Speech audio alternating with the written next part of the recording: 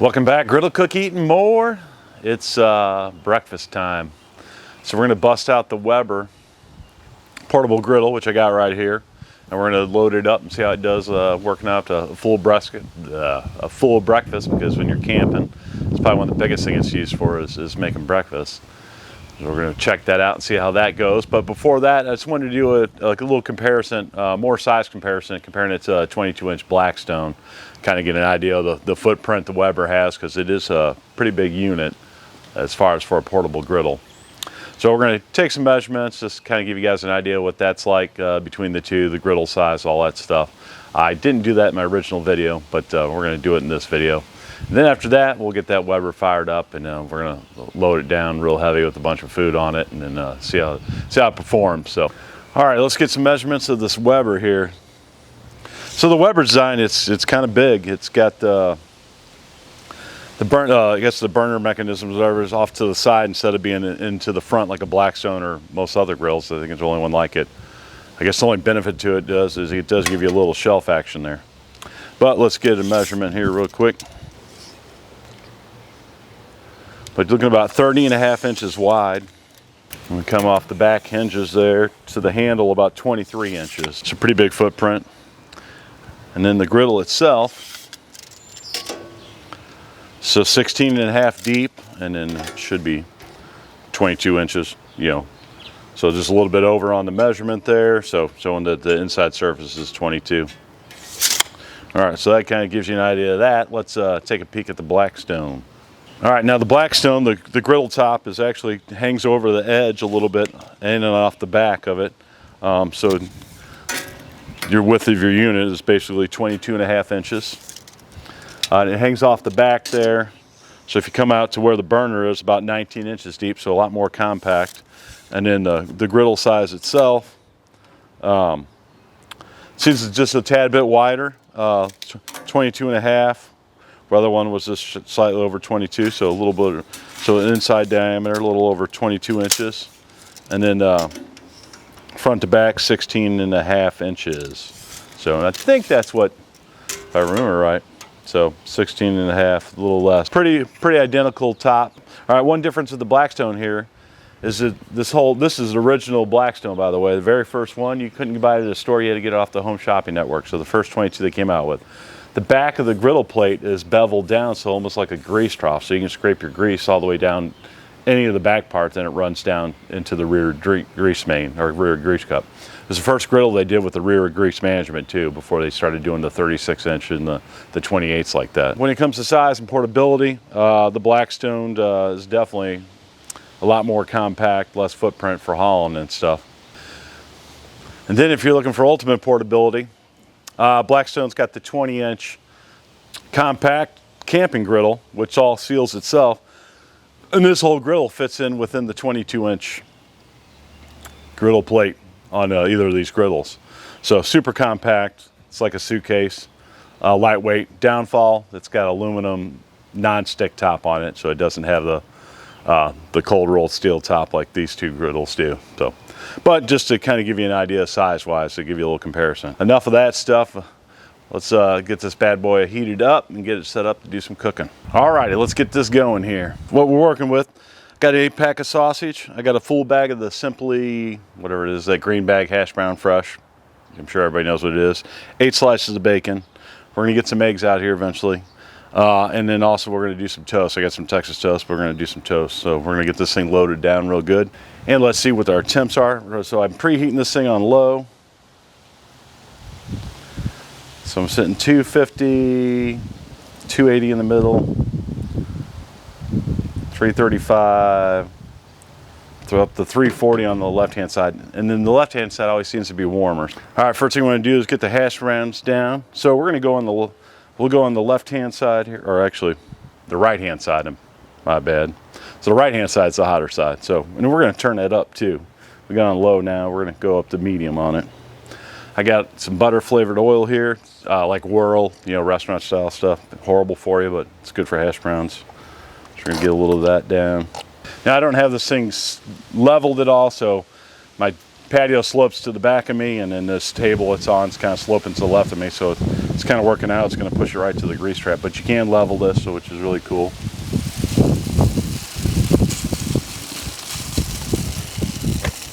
So we're going to throw this whole bag down because everybody loves hash browns.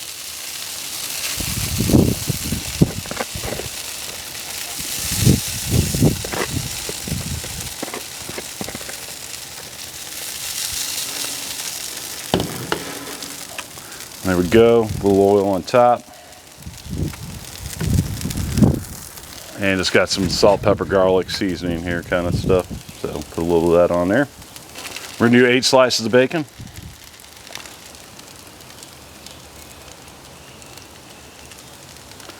Weber does tout edge to edge even heating, but obviously the right hand side on this thing's a lot hotter than the left. There we go. Hash browns are all about patience. You just gotta let them sit and cook. So while those are working, let's get my sausages squeezed in here. So it's got some fresh sausages here. I'm not gonna, sometimes I'll smash them, but this time I'm not. There we go. And then right now my left hand side is on low also, so we're gonna turn that up to medium. So we got both of them on medium here. All right, we're gonna let this stuff go here, get it cooked down. I'll bring you back just in here in a little bit. All righty. Been cooking about a little bit longer than that. I had it on low, so this was probably about 280 when I dropped that bacon down. So, but anyways, 5-10 minutes cooking, ready to flip. Now, obviously, if I had it hotter, we would have been flipping a lot sooner.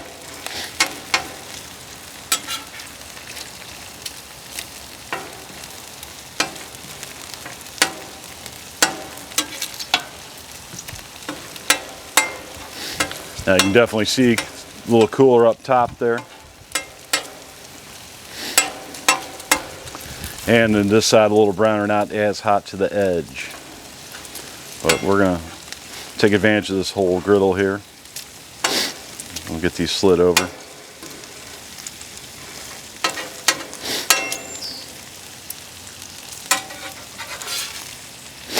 So let's flip these sausages. All right, those look good in the middle.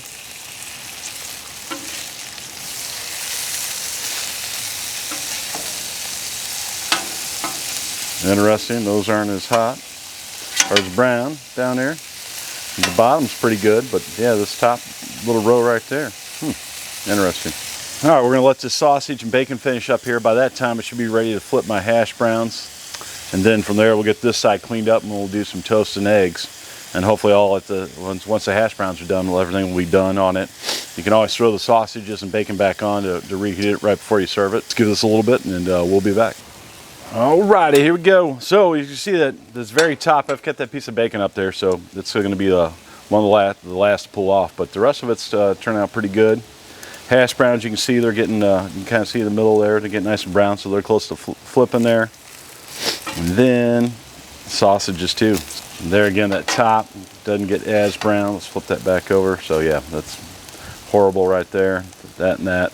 So we're going to transport that down here.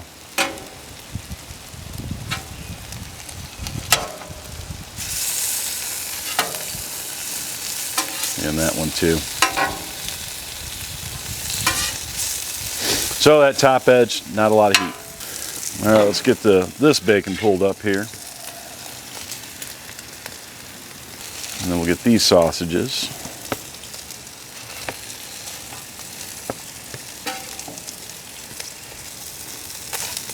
So when you're working with a smaller griddle like that, obviously you got to pull them off. You got to make room to get your other stuff on there. But throw it back on, refire it. Now, obviously, you're cooking on a bigger griddle, you can leave a burner off on the end, and that's a good keep warm zone. So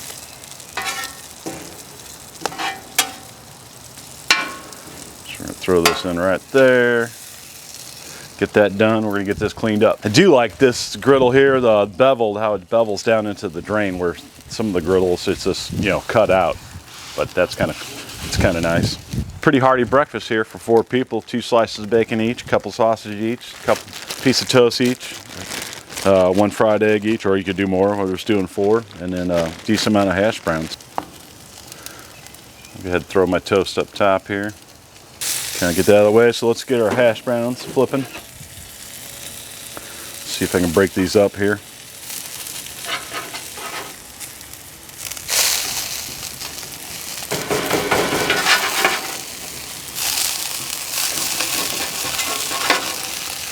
So these aren't going to be as brown, but not bad.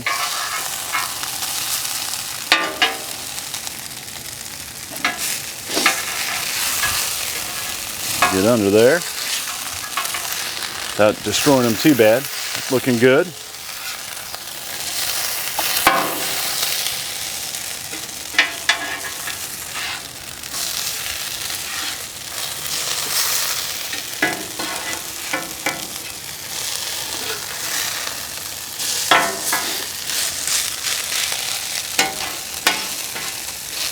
And let's see what these temps are.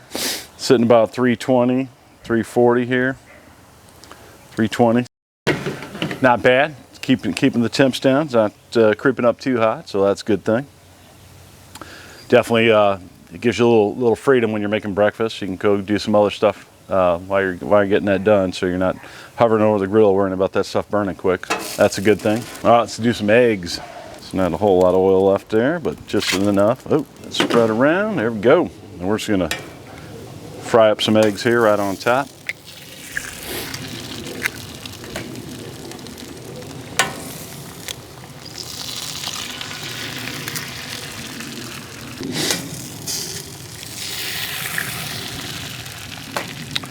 This would be a good thing where you level your griddle when it comes to this, because it's definitely pushing it to the edge there. But we're just pretty much just showing how it cooks. All right, let's get these eggs flipped over. So 3 coats of seasoning. I've only cooked on it 1 time before this. Seasoning's working out good. That one busted up a little bit, but good enough. All right, toast looking good.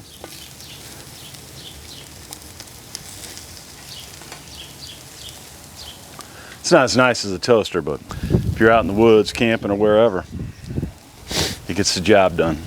That off. Let's get these hash browns flipped over. So yeah, nice and crispy hash browns here. That's what we want.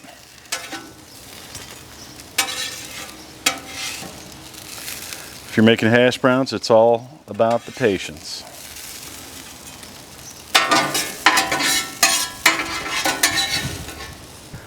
Go. Throw some eggs right on top.